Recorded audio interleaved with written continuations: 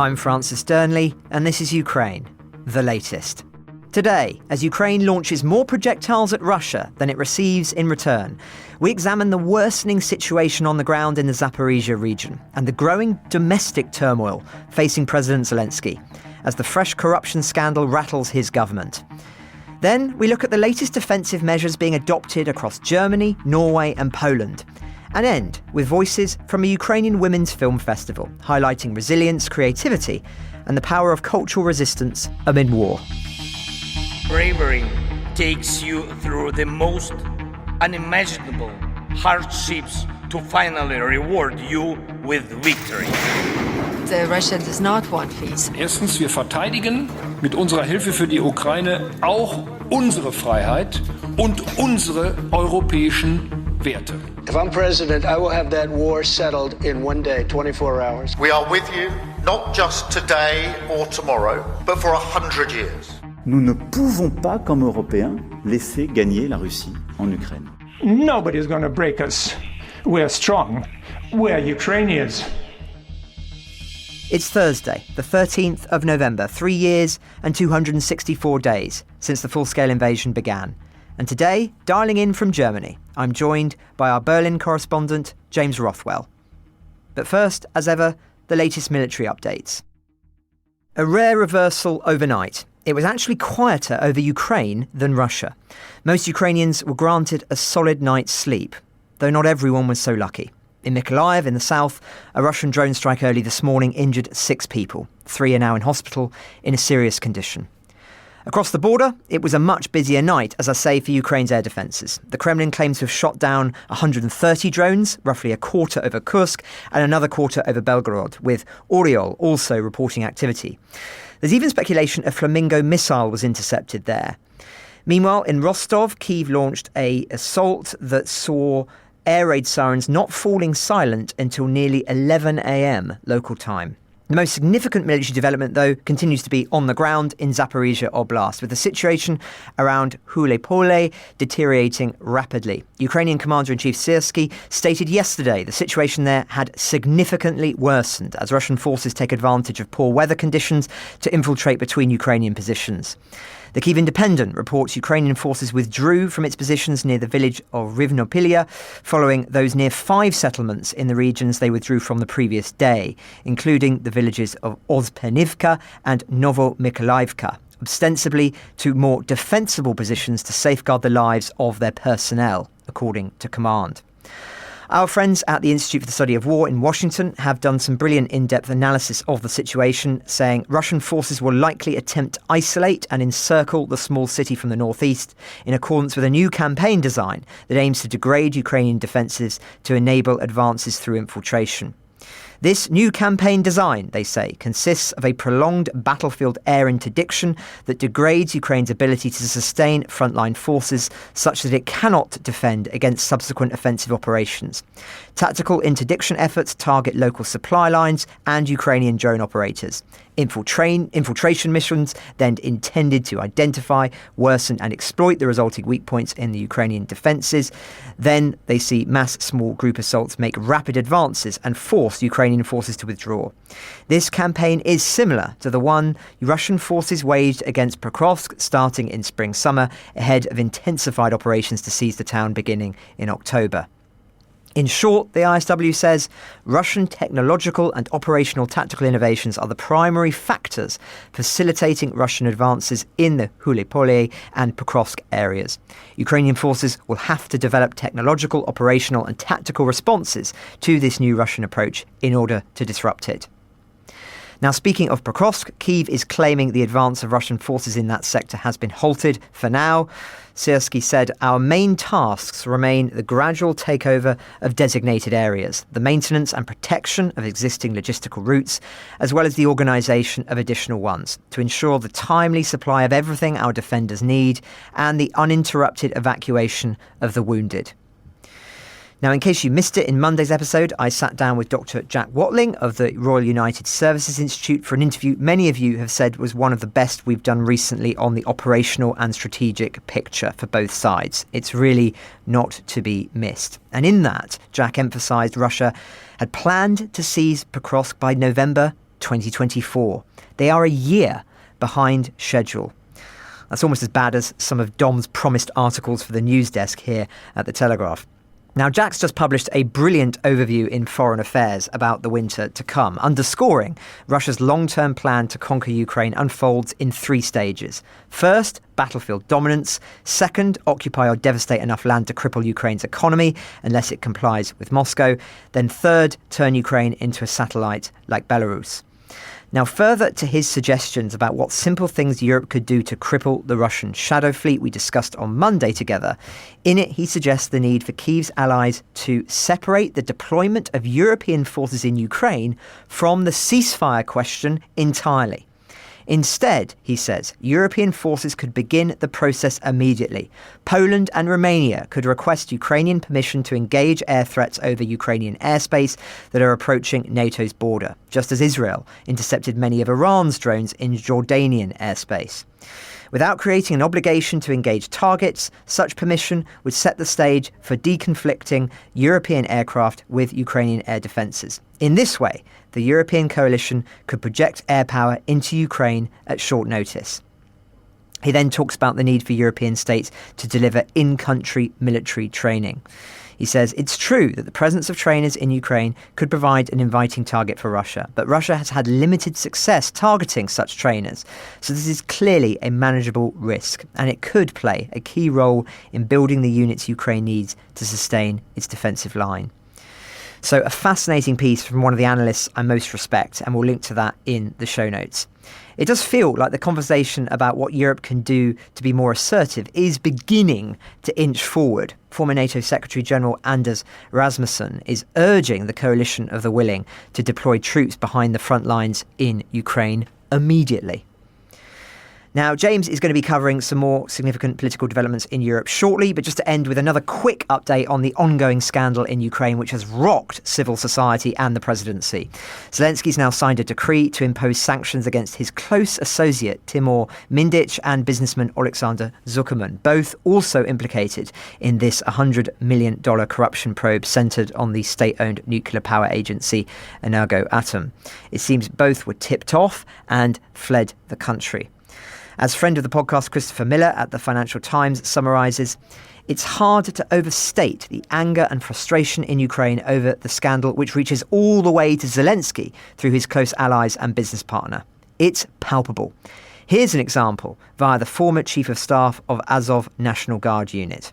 Quote, as long as those implicated do not bear real responsibility, all statements about finding and punishing those responsible look like ordinary populism. The lack of real changes in the president's office among the leadership of the army and the general staff directly threatens the sovereignty of the state. Either you save your pro-Russian corrupt friends or you save the state. There is no third option. Only the president or the people of Ukraine can make this choice. The second way is the most painful, but if the question of the existence of the state is at stake, and the first way does not work, then the people have every right to take responsibility for themselves. That ending line is clearly a veiled threat. It is worth remembering there are examples in history of war leaders brought down by domestic political turmoil. One that springs to mind here in Britain is Prime Minister Herbert Asquith, who was insurmountable at the beginning of the First World War, but by 1916 had been rocked by multiple crises, the disaster at Gallipoli and the artillery shell shortage most notably, and public mood shifted sharply. He was rapidly replaced by David Lloyd George. Now, I'm not saying that's likely in Zelensky's case. The system and the context is very different. But I humbly offer that as an example to underscore that democratic war leaders are not invincible just because a conflict is raging. Zelensky's response and Europe's will need to be quick before this spirals into something that makes potentially damaging headlines in the US. Already, we see Hungary's Viktor Orban posting this, stoking trouble. The golden illusion of Ukraine is falling apart. A wartime mafia network with countless ties to Zelensky has been exposed. This is the chaos into which the Brazilian elite want to pour European taxpayers' money, where whatever isn't shot off on the front lines ends up in the pockets of war mafia. Madness. Thank you, but we want no part of this. The EU's chief foreign diplomat, Kaja Kallas, told Reuters the scandal is extremely regrettable and it's important that Kyiv takes it seriously. But does that go far enough? One could argue they'll need to go much further in deflating this rapidly evolving crisis. So that's where we leave you on another significant day. Before we go to James, as listeners to yesterday's episode will know, Dom and I were planning on talking about Tuesday's all-day conference at think tank Chatham House in today's episode. But Dom's had to dash off to interview a bigwig, which you'll hear in a future episode, so we plan to do that tomorrow instead. We also flagged yesterday that we'll be playing some questions submitted by listeners, which Dom and I will answer in our weekly newsletter. Thanks to everyone who's submitted them so far to our email address. Here's the first tranche. Hi, my name's Anton. I'm calling from Sydney. So it seems that every week you ask the question, is this the thing that will finally get our leaders to wake up? Now, I submit that this question is getting rather long in the tooth and that you have the leaders that you have. So I wanted to know what changes could be made to European or NATO governance structures that would let Europe defend itself collectively without having to bribe individual member states or to wait for every one of its leaders to grow a pair. Thanks. Hi team, it's Cav calling from Devizes in the heart of Wiltshire. How does Ukrainian society repair itself when the war is over, especially given the amount of young men leaving the country now and their departure? What does that say to Ukraine's allies in terms of a set of very capable people who aren't prepared to fight for their own country? Great work, please keep up what you're doing. Hi, Ukraine latest. This is Adam Brill from Connecticut. Francis recently observed that no one today has truly made the case, as Churchill once did, for nations to rise up in both solidarity and strength. Supporting Ukraine isn't only about aid, it's about increasing our own national defense spending, investing in deterrence, and preparing for the long struggle ahead. Too many people won't recognize the threat until it reaches their own doorstep. So I ask you, who today, leader or influential figure, has the moral authority and conviction to rally the free world before it's too late? So thank you very much, chaps. Punchy questions there. Dom and I will be answering those in the newsletter and we'll link to that in the show notes if you're not signed up. It's completely free. But let's turn to the Telegraph's man in Berlin now, podcast staple James Rothwell. James, a plethora of stories from Germany and beyond for us to discuss together today, starting with the most vital questions of contemporary geopolitics and ending with Hitler's testicles. Before we turn to that small but important story, which we just couldn't resist sharing with you, let's start with German rearmament, a key topic of the moment, one we continue to explore in great detail because of how important it is with everything going on at the moment in Europe. James, what's the latest on it? Thank you, Francis. Yes, German rearmament, that of course is the big story in Germany at the moment. And quite recently, a 377 billion euro shopping list, essentially a list of all the different weapons that the German government wants to buy as part of its rearmament policy, was leaked to two news outlets over here, Politico and Correctiv. And what's really interesting about that shopping list is it shows that the majority of the kit that's on it is what you might call, what we used to call at least, conventional weapons. Rheinmetall, very, very important artillery tank provider, is getting basically the lion's share of the kit on that list. And this has led to a bit of a row in the German defence industry.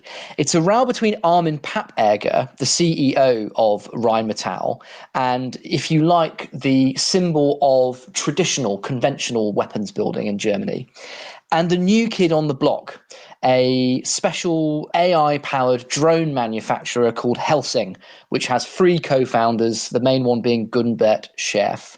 And Mr. Scherf gave a really, I think, quite revealing interview to German media recently, where he basically criticized the German government's decision to allocate so much of that war chest funding to tank producers like Rheinmetall.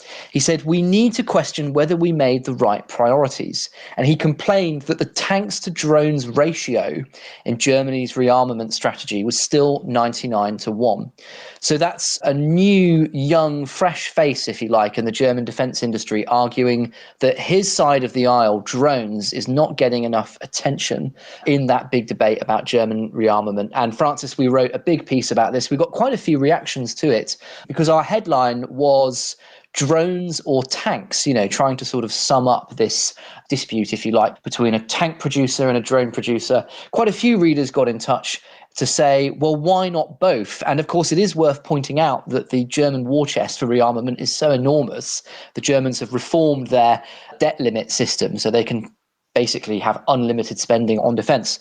It's possible that you can have tanks and drones. So perhaps that's the meeting of minds that German industry chiefs are really striving for. But it's a very interesting case, I think, Francis. It's quite unusual, actually, for us to see public disagreements in the industry like this in Germany. So I think it's one to follow quite closely. Absolutely. We'll be linking to that piece in the show notes. But James, what's the latest then on the conscription law that we've been talking about a lot? I know this is a very controversial subject in Germany, as it is in many European countries, but some more so than others. And Berlin is certainly one of them. Interested to hear your reflections on that. Yes, that's right. Well, we got breaking news on conscription in Germany, actually. This was the subject of an absolutely ferocious row in the German coalition, the centre-right CDU and the centre-left SPD. In essence, the CDU, led by Chancellor Friedrich Merz, wanted to introduce conscription by lottery in Germany. And the reason he wanted to do that, Francis, is because he doesn't think that a voluntary system of military service, where you volunteer essentially, is going to get enough recruits for a fighting fit army. His coalition partner, the SPD, was vehemently opposed to that, vehemently opposed on the backbenches to conscription as a mere concept, but specifically the SPD's issue was this idea of being conscripted by lottery, people being selected at random who had to join the army if they couldn't get enough recruits as volunteers. Now, Bild tabloid has published a story earlier this afternoon which says, and I'm going to read out a sort of approximate English translation of this because it's very detailed and it's worth going through, which says that the deadlock between the coalition on conscription has been broken and that there's now agreement between the CDU and the SPD. It's a big deal, Francis, because there was actually some concern a few weeks ago that this was an impasse on the coalition. So what is Germany's national service conscription model going to look like now that the deadlock has been broken? Well, according to Bild's sources, it's going to be conscription for all boys aged 18 and over, those born in 2008 or later. If there aren't enough volunteers, so in other words, if not enough people sign up for the military service model, there'll be a lottery for those who have been deemed eligible to serve in the army, and that lottery will pick at random who's going to be forced to join the army. So in other words, conscription by lottery based on this report in Bild tabloid, and just to be clear, at the time of writing, it's Bild sources, but we may get more details a bit later on. It does look like conscription by lottery is going to be part of the policy. It's really controversial, Francis, because a lot of young people in Germany are really uncomfortable about this idea of being forced to serve in the army. They've grown up in post-war Germany, a Germany that doesn't consider itself really to be an active participant in the sort of great security events of geopolitics. It demands a really quite profound shift in the mindset of many German young people. And I did do a bit of reporting on this a few weeks ago, Francis, talking to young Germans up in northern Germany, where we saw those drone incursions quite recently. And what struck me is that I couldn't really find any young Germans who wanted to join the army, but I could find young Germans who were willing to do a kind of civil version of national service, where they drive an ambulance or something like that. I had wondered if that might be the way that the Germans try to get a compromise on conscription. But no, according to this report, what's actually happened is that there has been an agreement struck between the CDU and the SPD. So it looks like, as I said, white smoke over Berlin. It appears that they've managed to break that deadlock and agree on a form of conscription which involves calling people up by lottery. Fascinating. Well, thanks, James. And we'll, of course, be returning to the latest developments in Germany, not only today, but shortly with an amusing story in a bit. But I want to zoom out wider into the European context. You mentioned drone incursions there. Officials are reporting today that there were more incursions yesterday, this time over France and Lithuanian airspace. Apparently, drones were spotted over a rail yard that has French battle tanks inside. That's coming from a French radio station. Now, you were recently in Poland, James, for a civil defence dispatch, another one similar to, well, at least in theme to what you were just talking about in the German context of the way in which people are preparing for the worst case scenarios. But it seems you registered a rather different mood among the Poles and among the Germans, James. Yes, that's absolutely right. I think there is a big difference in the attitude towards military service. But I need to add a caveat to that, which I'll come to in a moment. So I was at 4 locations across Poland, mainly in the north and in the east, and indeed in Warsaw. So the parts of Poland that share borders with Russia or Belarus or the capital, to speak to some really fascinating characters who are basically getting ready for a potential Russian invasion. I spoke to a man known as Poland's grandfather of preppers. He opened up his garage door and showed us this absolutely extraordinary arsenal that he keeps there, bows and arrows, and I think it was a 300 caliber sniper rifle, an assortment of handguns. He even had a sort of medieval military suit of armor in there, which he assured me was not the first thing he's going to grab if he has to fight off Russian invaders. And it was a really interesting discussion because preppers, for many years, they've kind of been the butt of jokes in Europe, actually. And in America, they've been considered these doomsday eccentrics who, stock up on tin food for the apocalypse and all the rest of it. But the case of Poland shows that the preppers movement actually could play an absolutely integral role in what we call civil defense in the event of war with Russia, a situation where basically the public is expected to show an unprecedented level of mental and physical resilience due to being at war, and they may even have to, in extreme circumstances, defend their homes from Russian invaders. We talked a lot, actually, me and this prepper, about Bucha, and he spoke with great admiration of the story of the, I believe it was the Ukrainian grandmother who poisoned her Russian occupiers with food. I think you might remember that story from the early stages of the war, Francis. This is someone who has spent a lot of time thinking very carefully about what might happen if Russian soldiers were to spill over the border into Poland, a scenario that would have been considered highly fanciful before the Russian air attack on Poland back in September, of course. It's now something that, and this is what really came through to me when I was in Poland for that recent trip, this is something that Poles have to really seriously think about in the wake of that drone attack by Russia. It was also really interesting because the big debate in Europe, as you say, Francis, is about protecting critical infrastructure from drones. But the thing about Poland is it actually, it shares a border not only with Kaliningrad, but with Belarus as well. So defense on the ground is really important to them.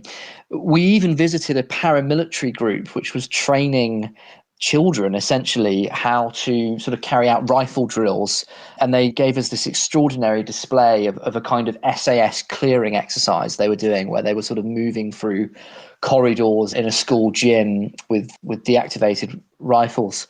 And of course, we also went to shooting ranges where normal civilians are honing their skills. We went to military schools where teenage cadets are being taught how to fly drones. We're talking about very, very sort of widespread preparation for civil defense. I mentioned earlier that I do need to add a caveat to this story, which is that when you go to the military schools and you speak to the preppers, you're obviously speaking to a particular type of Polish person who has a particular security mindset. There is some polling in Poland which basically suggests that support for defending the country from Russia if it attacks is not as widespread as you might think. And it actually reminds me of Germany. We've seen surveys done in Germany as well, where a sort of surprisingly large number of the country has said they're not prepared to defend their country from Russian invasion. So it's not universal support for stepping forward and defending the country in Poland, but it's very, very widespread. And that certainly was what came through to me most of all when I was out there working on that story. Thanks, James. Well, it does feel like we're going to need to do another segment on breach or reach sometime soon following the incursion you just described into Poland. Quite extraordinary, really, that wasn't talked about more at the time, I would say, beyond, of course, we covered it a lot on the podcast, but beyond that, and one sometimes wonders whether that's deliberate, really. One final story before we come to a slightly lighter one on which to end, and that is relating to the Norwegians and Norway, because another subject that's relevant to the way things are changing at the moment is the Arctic and the tensions that are playing out there. This is something that's being explored in more detail on our sister podcast, Battle Lines, which we always recommend to those that want to look at issues beyond the subject just in the Ukraine and European theatre. But what did you want to talk about in relation to this, James? Yes, that's right, Francis. So I was in Oslo quite recently. I was actually working on a story about child contract killers hired by a gang called Foxtrot, which is an Iranian-backed crime syndicate. But while I was there, I also did an interview with Norway's defence minister, Tor Sandvik, who gave some really fascinating insight into what's going on in the Arctic Circle. Over the past couple of weeks, we've talked so much, understandably, about drones, about how Europe can protect itself from Russian drone incursions, because we've seen them in Poland and in northern Germany and Denmark and Norway. But there's another area that the Norwegians are really concerned about, and that's basically Arctic warfare. When we did our interview with the defence minister, he told us that Oslo has detected increased weapons development on Russia's Kola Peninsula, which is where its fearsome, or supposedly fearsome, northern fleet and parts of its nuclear stockpile are based. So the theme of that interview is that there is significant Russian nuclear rearmament going on along that peninsula. He said that Vladimir Putin is trying to gain full naval control over that Arctic region so that he can block the NATO alliance's access to two key shipping routes that we would need to use to resupply Western forces in a war scenario. I just want to read out a few of his quotes because I do think what he said was really important. Norway's defence minister told The Telegraph, Russia is building up on the Kola Peninsula, where one of the largest arsenals of nuclear warheads in the world is located. They, the nuclear weapons, are not only pointed towards Norway, but towards the UK and over the pole towards Canada and the US. He added, we are the eyes and ears of NATO in this area, and we see that they're testing new weapons, for example, hypersonic missiles, and they're testing nuclear-driven torpedoes and nuclear warheads. So that's the Norwegian defence minister really striking a note of caution, I felt. And I think this is a really sort of fascinating area of this sort of geopolitical crisis that we've written quite a bit about. But I kind of went away from that interview feeling that I should write more about it, Francis. So I'm hoping that I might be able to come back on the podcast at some point and offer even more detail on this story. But it's a very, very urgent issue for the Norwegians. Well, our door is always open, James. In lieu of final thoughts today, we just couldn't resist not talking about this story. Now, I know this will be extremely confusing to many of our international listeners. You won't have a clue what I'm talking about, but there's a very well-known British wartime propaganda song called Hitler Has Only Got One Ball. It includes the lyrics, Hitler's only got one ball, Goering has... I'm not going to sing it. Goering has two, but very small. Himmler is rather similar, but poor old Goebbels has no balls at all. And there are multiple verses. But James, this story has certainly caught the eye of some of the German press and indeed here in Britain and in Europe more widely. What is the latest on this development from history? Francis, this is a story which in the trade we used to call a marmalade dropper because it's just so astonishing. DNA specialists have essentially provided the most compelling proof yet that Hitler really did only have one ball. And this is a piece of research which was basically based on DNA analysis of Hitler's actual blood. This is all coming out, by the way, in a Channel 4 program that's airing soon, Hitler's DNA, Blueprint of a Dictator. But essentially, a new DNA analysis has suggested that he suffered from a genetic disorder which affected his sexual development. That is the root of the claim that Hitler really did only have one ball. The research found that analysis of his DNA strongly suggested Hitler had Kallmann syndrome. For me, actually, that's not the most surprising element of this story. It's how these researchers were able to get hold of that blood sample of Hitler's DNA, according to the reports at least, Francis. Shortly after Hitler committed suicide in his bunker, some war correspondents went down there and had a jolly good look at it. And according to the reports that have come out this week, one maverick correspondent actually cut a piece of the blood-stained fabric off the sofa and kept it for himself. And 80 years later, they have been able to authenticate Hitler's DNA. So there we go. If ever you have been at the pub and you've been having a ferocious argument with your friends and colleagues about whether Hitler really did only have one ball, something that Telegraph readers have been known to do, they've now got the crucial piece of DNA evidence that can back up their claim. Thanks for covering that, James. I'm sorry, everyone. We just couldn't resist. It's too good a story, isn't it? I mean, I've got people writing in as we speak with, there's a second verse, apparently, which is Rommel has 4 or 5, I guess. No one's quite sure about Rudolf Hess. Schmeling's always yelling, but poor old Goebbels has no balls at all. I mean, yeah, go on YouTube and listen to the ditty and you'll see why this has been living rent-free in everybody's heads here in Britain for so many years. But James, thanks for talking through that bonkers story. I mean, I think many people will be speculating about Putin's testicle genitalia situation in years to come. Who knows what sexual proclivity he's got and how that's had an impact on his evil ways. Anyway, that's enough for that story today. Thank you very much, James. We'll leave it there, everybody. I think, where do you go from there, to be honest?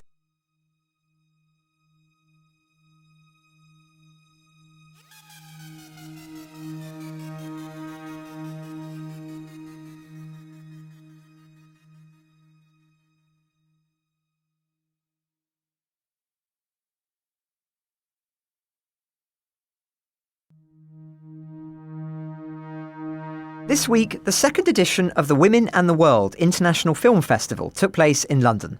It was launched by 2 Ukrainians, Ksenia Bugrimova and Mariia Vynogradova, who in 2022 left their careers in the media and film industry in Kyiv to find refuge in the UK. Since then, they've launched both a non-profit organisation and film festival in order to help Ukrainian refugees from the film industry restart their careers and highlight the work of women in their fields. They talked with Adélie about their journeys and their efforts to do their bit in the information war. Alongside the interview, you'll hear an excerpt from Dad's Lullaby, a documentary by Ukrainian director Lesia Dierk about Serhiy, a war veteran trying to find his way back to civilian life and to his family. So we're now in the Czech Embassy in London for the second International Film Festival. Tell me about how this festival got started. So when we came in 2022, Ukrainian question was like on the top of the questions, you know, and then we started to work with the local film and TV charity. They supported us with their space and helped us with the speakers. We were doing different workshops and masterclasses for displaced filmmakers and media professionals, just to help them realize how market works here. We brought lawyers, accountants, people who taught how to put the CV together. And at the same time, we brought producers, directors, actors, just to motivate, to inspire. And everything started from that point. Then we started to screen Ukrainian films here in London, not distribution, just by screenings. And then we start to think maybe we can bring that all into the film festival. The first thought was, let's do a Ukrainian film festival with Ukrainian films. But we quickly realized that we can't reach our goal to make people think about Ukrainian question if we bring just Ukrainian films. We will bring together just Ukrainian audience, and it doesn't make sense. And we talked to our friend from Syria, Waad El-Katab. She was with us last year, and it was war in Syria at that time. And we just were talking, realized that all of us, we have the same questions, the same problems, the same everything in countries, in conflicts, yeah? And we quickly decided to go international and to do all the applications from all over the world, just highlighting the topic women in the world. And that was it. I think that's really interesting to think about the parallels for people who are displaced from countries at war, and also how you're trying to talk about your own country while it's at war in places that do not necessarily know much about your country. What are the common questions and common issues that came forward in your conversation with your friend from Syria? So the things that's like when you're displaced and you're someone from creative field, it's really complicated to do something in a different country and to bring your point of view, not just like we have a war. We have a lot of beautiful things, and that's the same time we do have a war in the country, the same like Syria, Iran, and so on and so on. And we want to highlight good things. We want to highlight things, why we should win, why we should keep it to the next generations, to highlight beauty of the country. And all of us were trying to do the same. That is bringing us together. And of course, we want to put attention of the audience to our countries, not to forget that something is going on. While here in London, for example, we're having like a good life, a lot of fun. Somewhere, conflicts are going on. So tell me about the films you've chosen to broadcast in the second edition. It's really important to not just highlight the beautiful things, have a lot of pain in this world, especially in their female releases. Directors and producers try to highlight some of the different kind of topics. For example, about their harassment or about of lost their families and they try to survive the hard things in life. And so we are actually understood we are not just want to be Ukrainian festival, we want to hug each woman in this world and little bit celebrate her resilience, her creativity, her passion and her desire to make a next step. So that's why we have 0.5% of the Ukrainian films, 50%, and the half we have international for around the whole world, from Japan, from the Syria, from Palestine, different kind of countries. And it works, we have a lot of common things, a lot of common feelings. And this is, it's like a healing project for all of us, because it's like Vaat Al-Khattab, she told last year, I feel your sister, because it's like we have the same enemy, actually. We have the same enemy, have the same strait, and the same desire to continue to do what you do, and that's all. So our selection is based for this, and we have a professional British selection committee who is choosing from the 200, 300, 500 film submissions. It's not about just we are accepting just female stories. We are accepting some of male directors, but we are really need to, in application, to see the female producers, or it must be female narrative stories with the female characters based on. So this is it's the most important for us, because the problem is not just about the war and refugees and all this stuff. It's a problem. It's have just 28% female directors in independent films, and it's a statistics. It's terrible when you're talking about their big major studios. So that's why for us, our contribution to make a difference in this world. So in deciding to bring together the creative and filmmaking Ukrainian community that had been displaced after the invasion, are there any misunderstandings about Ukraine and about being displaced that have been a common experience for all of the people that you've helped and yourselves as well since coming here in 2022?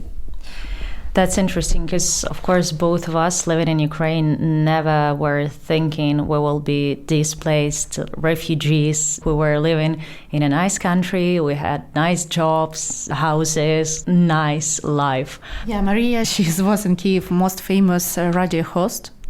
And I was a producer and director. I made huge projects and major franchise. So we had our career there. And the thing is, when we came here, and that word, it just stuck, like refugee, refugee, refugee. And the last thing in the world for us was we didn't want to feel as the refugees. And we were told by a lot of people that Ukrainian refugees are really uncommon ones, because we were running from the war.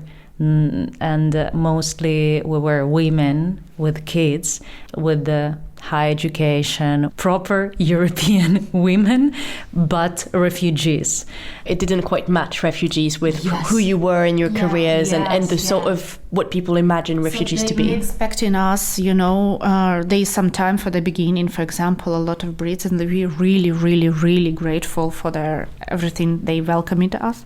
But they, give for us some of pre-loved stuff, Like we're in need for some clothes, basic items, like basic things. Usually it wasn't that way with the Ukrainians.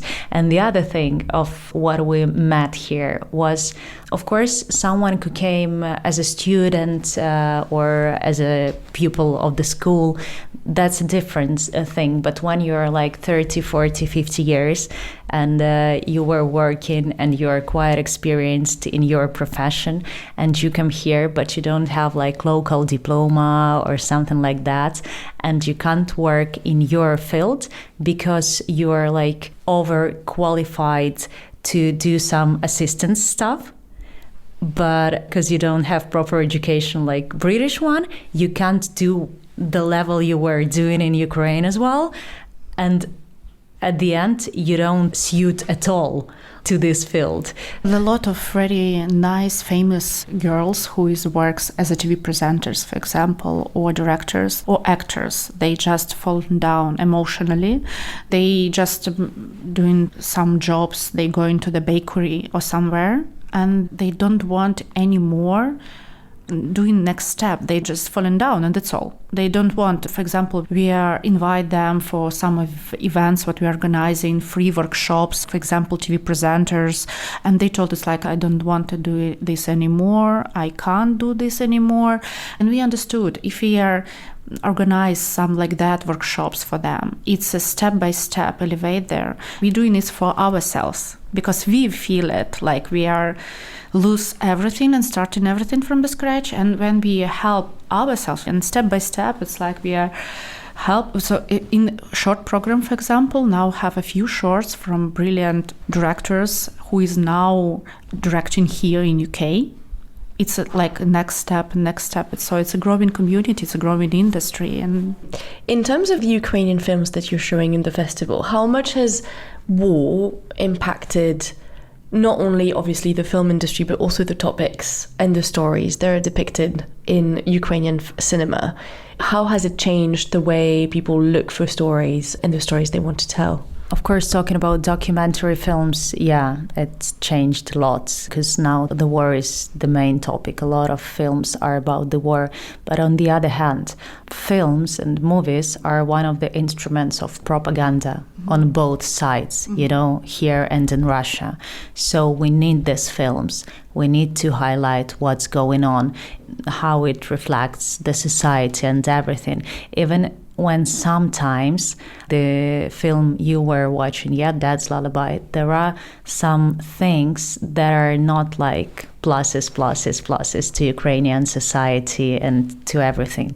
But we need to highlight these problems for us, and we need to highlight the war question to the whole world, and we need to bring our truth abroad, to the UK, for example, to the US, to Europe, whatever. That's why we need that documentaries about war, because Russia nowadays, they are doing a lot of films, documentary, feature films about war, about this like new war, and that's why we can't be silent. We should do the same. We're not so powerful in that we can't do so many, but we should keep doing and filming and screening. So they invest in millions or billions for the propaganda films. For example, they have a lot of TV series about Ukrainians. So they film it our story. For example, Crosshair during the Maidan or 10 days before the spring, about the starting of the war. And they creating this story based in it's their truth, opposite truth, but they brainwashing the people in the occupied territory. They watching this film and they after not saw the difference between what's going on, what's happened, where the truth, who is right, who is wrong. So that's why we know how a lot of documentaries in UK screening in your major broadcaster during the Russian producer as well. So it's about the Putin's war, about the ordinary Russian people or something like that. But they also have this lobby, this propaganda style. So that's why it's so important. We don't have that budget, but we have our voice. We have our passion, our professionals, so we try to grow in and the next year and maybe next year, and we just want to put this our contribution in this global media war, what I'm talking. Yeah, so it's like it's not just between Ukraine and Russia. It's now also happened here in UK as well. What are some of the stories and narratives that the Russian propaganda in those series and TV shows that you just mentioned, what sort of vision, what sort of narratives are they feeding the public?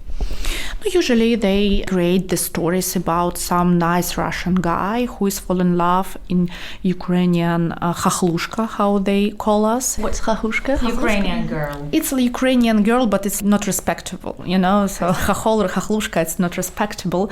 So they fall in love, for example, like that type of girl, and she's like a Nazi little bit, and he's so nice, he's love her, and she betrayed him, for example, what like that stories, you know. And it's not like brainwashing, but from emotional side, their audience try to reconnect themselves with this nice guy who is betrayed, and after they understood it's like all these bitches, it's like Ukrainians hold this like that, and it's terrible what they work in, but they invest in a lot of money. They invest in money for their cartoons for their kids. They invest in money for their TV shows, and after, of course, the films, serious documentaries, what they made together with some of Western producers from US, from UK as well. And after, for example, you can watch this film in Sky Dog or BBC or somewhere, yeah. And this is it's a terrible, it's a horrible. Well, we're like 3.5 years into the war. Like, what are some of the narratives and the stories that you see emerging from Ukrainian cinema? You know, actually the fiction, we don't need to just try to fight with them and make same propaganda. No, we just need to celebrate ourselves and our history. We should more creating the story about Ukrainian heroes. For example, from the Kievska Rus, explain how everything happened. But actually, how Kiev, who was a most bigger cultural, historical, and the heart of the Euro centers, start to be like a small area near the Moscow. So that's why we should try to create our historical films. And the other way, I think sometimes we just need a good marketing, because on my mind is 20 Days in Mariupol and Chernov on the stage holding Oscar, and that works as well, you know. When you do good film and you have good crew and good marketing and budget, and it goes really high, then people start talking about that. Tell me about the film we just watched tonight. It's about Serhiy, who is a man who fought in eastern Ukraine before the full-scale invasion and then goes back to war. But what we're seeing in the film is his family life in between, when he's returned in 2018 and before he goes back in 2022, and how he's struggling to come back to his family life. Tell me about how that film came about and the woman behind it. It's a film that's interesting. War is kind of there, but it's also not talked about that much at the scale of the film. You know, it's the most important topic, what is like I'm thinking all the time, because when it will be this negotiation deal, because all this war is finished, yeah, so someday, yeah. So all these warriors and the veterans, they came back to the families, deeply traumatized, and what it will be next. How we can, as a society, work with them, live with them together. And this film is a most important question, because as a Ukraine, we are actually not ready for welcoming back that people. So that's why for us now we have a Q&A with Olga Rudneva. She's a CEO of Superhuman Center with veterans, and also from one of the veteran there. And we just want to talk about what we can do, because in the UK they also have a lot of experience and they can share this experience with us, and this is really important for us, because horrible things can happen after the war if we not will be ready. Yeah, I mean, that's absolutely true. And I know that right now in Ukraine, a lot of psychologists, they're working with the veterans, with people who are coming back. And it's a very complicated topic because, yeah, the thing is, one day the war is over, victory, all good. But at the same time, we have all that people who we need to bring back to the normal life. And I really can't answer the question if it's possible, like, to bring them back to normal life for 100%, you know, to the pure normal life. Mm-hmm. I don't think so, because they have absolutely different kind of experience we don't have. That's why it's not so easy to talk. And they're telling the story that the only people they want to talk about the war are their brothers who they fight with, you know, shoulder to shoulder, not a kind of psychologist or doctors or someone, just the guys who experienced the same. Ту, яку ти кохаєш людину, чи людину кохаєш, яка вернулась з війни? Папа телефон немає? Йди на папу. Але він. Довго я протяг? Ні, не тут. От тому я і создав якийсь для себе щит, світ, мір, кіно. Я його просто із дня в день прокручу. І все. Do you know how Serhiy is doing now? Is he still alive? He's alive, but he's deeply traumatized and he can't be together with his family at the moment because he needs time. We try to connect with him for this Q&A, but he can't talk about his experience at the moment openly. So that's why for us, it's a really, really, really important field because Ukraine don't want to hide our problem. We just want to talk about them. And we try to find a solution. And he don't want to go here in UK or somewhere abroad because he have 4 kids. And this tragic because how the war can broken the families inside.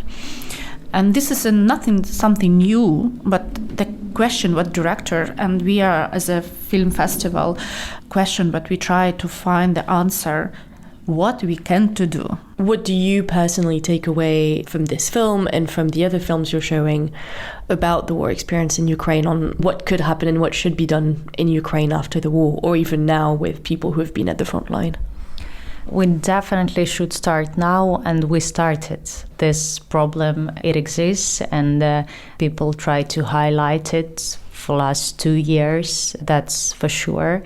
I believe there is no one solution to that, because every personality is different, and for everyone different solutions works. And we have a lot of professionals who are now working on that, and we have a lot of foreign professionals who are working with our professionals on that. We already have a lot of veterans, a lot of people who were fighting but now came back to civilian life. That's why we should work with them right now, not the other day when the war is over. As a film festival, as a talented organization, all my life I'm working TV and media in the film industry. So we organize some film charitable screenings and after fundraise money for some of kind of charities who is working with these topics. We are just a small part of the biggest machine who is trying to solve a lot of problems we face now. Yeah. So one of this problem, what I talking before, it's for me, it's working with actually Russian lobby here and the propaganda because it's influence for everything. So it's this propaganda, it's really huge, and we have a lot of things to do for work with this, not just during the war, after the war as well. So it's very important to have a media strategy and work not just inside Ukraine, abroad as well. How do you see the Russian lobby here show up, and what sort of things do you have to fight back against? How does it manifest for you, this Russian lobby? It's a lot of things. I don't know, maybe you not realize this, but here have a lot of film festival, for example, Communist Film Festival still in Notting Hill, or have, for example, 24th of February. It's a date for when the Russia invaded to Ukraine, and during this period BBC screening Russian film about poor Russians who is try to survive Putin's regime, and it's happened during the most terrible day for whole Ukrainians. So So it's a lot of things what we are finding, and we're trying to work with this. We try to find the sum of solution. We try to work with the lawyers. We just talking with the studios. We with Mariia doing a lot of things more than a film festival during the year, but it's never enough. So it's like we have a lot of plan what we can change in 2026, hopefully.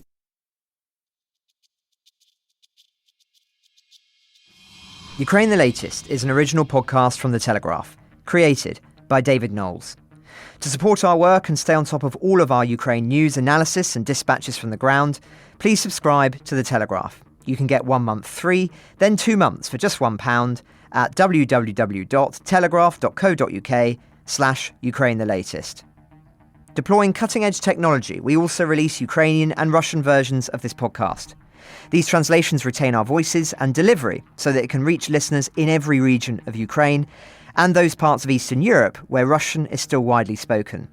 Links to those can be found in the podcast description to this episode. You can also now sign up to the new Ukraine the Latest weekly newsletter. Each week, Dom Nichols and I answer your questions, provide recommended reading, and give exclusive analysis and behind-the-scenes insights, plus maps of the front lines and diagrams of weapons to complement our daily reporting. It's free for everyone, including non-subscribers. You can find the link to sign up in the descriptions for this episode.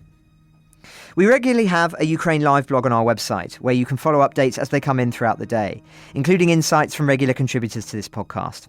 We also do the same for other breaking international stories. If you appreciate our work, please consider following Ukraine the Latest on your preferred podcast app and leave us a review, as it really helps others find the show. Please also share it with those who may not be aware we exist. You can listen to this conversation live at 1 p.m. London time each weekday on X Spaces. Follow The Telegraph so that you don't miss it. You can also get in touch directly to ask questions or give comments by emailing ukrainepod@telegraph.co.uk. We continue to read every message. You can also contact us directly on X. You'll find our handles in the description for this episode. As ever, we're especially interested to hear where you're listening from around the world. Ukraine the Latest was today produced by Rachel Porter. Executive producers are Francis Dearnley, Louisa Wells, and David Knowles. My name is David Knowles. Thank you all for listening. Goodbye.